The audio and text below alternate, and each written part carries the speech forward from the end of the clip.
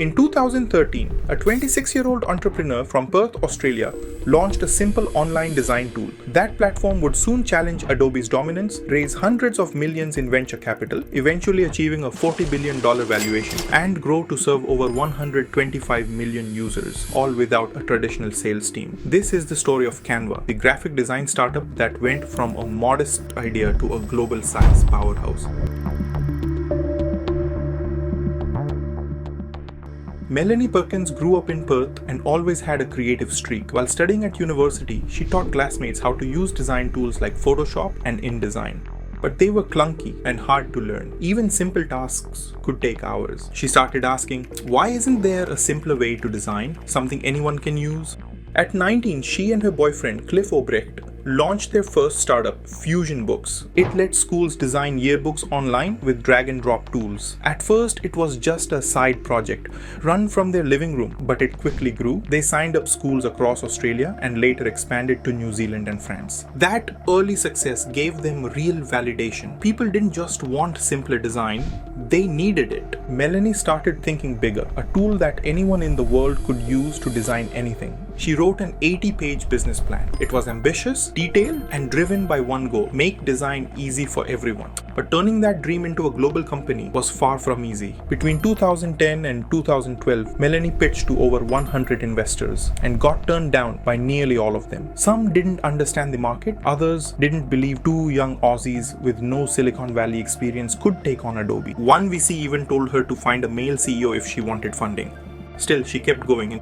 She later said, I didn't take no for an answer. I just kept showing up. Her break came in an unexpected way through a kite-surfing investor named Bill Dye. He visited Perth for a startup event, and Melanie managed to pitch him her vision. He was intrigued and invited her to Silicon Valley, a huge leap from where she started. There, she met key collaborators, including Cameron Adams, a former Google engineer who brought deep product expertise and shared the vision. He eventually joined as a co-founder. With Cliff, Cameron, and early funding in place, Canva officially launched in 2013, not in a big tech hub, but around a kitchen table in Perth. From day one, the mission was simple: make design intuitive, accessible, and free, and users loved it. You could pick a template, drag in your content, and create something polished in minutes, no training required. Within a year, 750,000 people had signed up. Melanie's frustration had turned into a platform that was empowering people all over the world.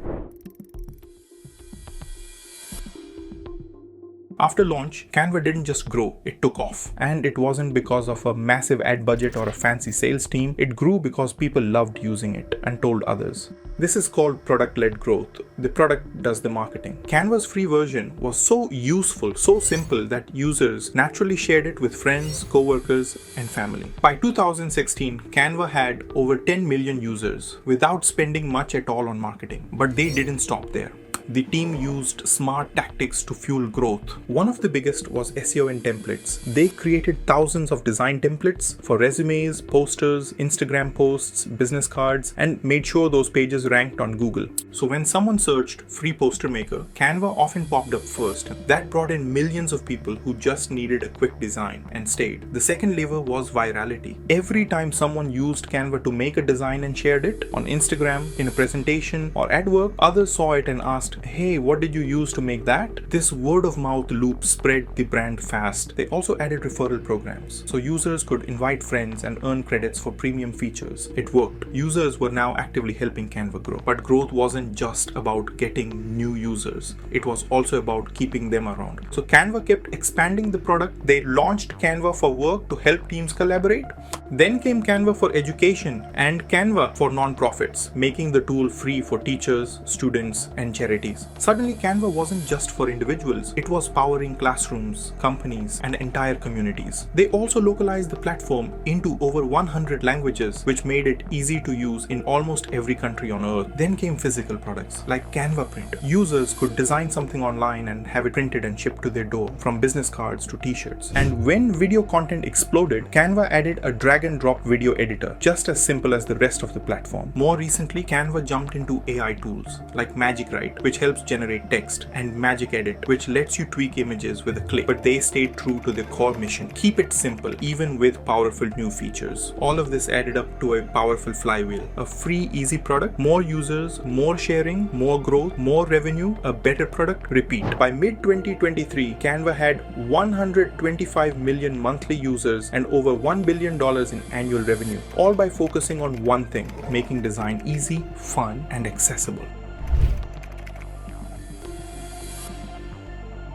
Canva's business model is classic freemium. Most users pay nothing, and that's by design. The free version gives access to thousands of templates, graphics, and tools. It's generous on purpose. Make the free version so good that people want to upgrade, and many do. For around $10 to $15 a month, Canva Pro unlocks extras like a huge stock photo library, background remover, brand kits, and advanced tools for teams. Businesses also use Canva for Teams, which adds collaboration, folders, and brand control. By late 2023, Canva was making over $1.5 billion a year from these paid plans, while still having a massive free user base fueling growth. But Canva's real edge wasn't just pricing, it was the mission. From day one, the company focused on empowering everyone to design, not just professionals. They built a product so intuitive, anyone could use it. They launched Canva Design School, shared user stories, and built a loyal global community. That mission became a magnet for users, for talent, and for partners. By 2023, Canva had over 4,000 employees around the world, all aligned on one core idea: keep design simple, keep it human. And that's also what made Canva hard to copy. Instead of competing with Adobe on features, Canva focused on the 95% of people who just wanted to make a nice graphic fast. They didn't win with complexity, they won with clarity. That simplicity became a moat, one that's incredibly hard to replicate. It grew deeper with network effects. Every day, users created new content, templates, designs, feedback that made the platform stronger. They even acquired sites like Pexels and Pixabay to add more free photos and illustrations. Put together, the brand, the mission, the product, and the content, Canva built a fortress. And unlike many startups, it became profitable early, around 2017, thanks to its self-serve model and lean cost structure. Canva's rise didn't go unnoticed. Big players eventually responded, especially Adobe, the creative software giant. They launched Adobe Express, a Canva-style tool for casual users. But by then, it was too late. Adobe faced a classic innovator's dilemma. They were built for pros, not everyday users. Simplicity wasn't in their DNA, and Canva had already become the default. While competitors tried to catch up, Canva kept pushing forward, expanding, simplifying, and focusing on what users actually wanted. And their community made it hard to switch. Millions of users had templates saved, workflows set up, and habits formed. That kind of stickiness is priceless. 1. Start with the user and stay there. Canva didn't begin with flashy tech or trendy ideas. It started with one simple frustration. Design software was way too complicated. Melanie Perkins kept the focus on everyday users, not developers, not power users, just regular people who wanted to make something beautiful without the stress. That obsession led to a product that felt natural, helpful, and easy. It solved a real problem, and in doing so, it sold itself. 2. Let content carry your brand. While others poured money into ads, Canva let the product and the community do the heavy lifting. They built thousands of templates, optimized them for search, and made sharing seamless. The result? Users became promoters. Designs made on Canva were posted, printed, and passed around, spreading the brand organically. The lesson for startups: you don't always need big budgets. You need content that spreads. 3. Simplicity wins and scales. In tech, it's easy to chase more features. Canva went the other way. They kept things clean, clear, and beginner-friendly, and that became their moat. While competitors overloaded their tools, Canva doubled down on ease, and that simplicity unlocked a global audience, from students to small business owners to non-profits. Because when your product is so simple, even your mom can use it, that's when you've built something truly powerful.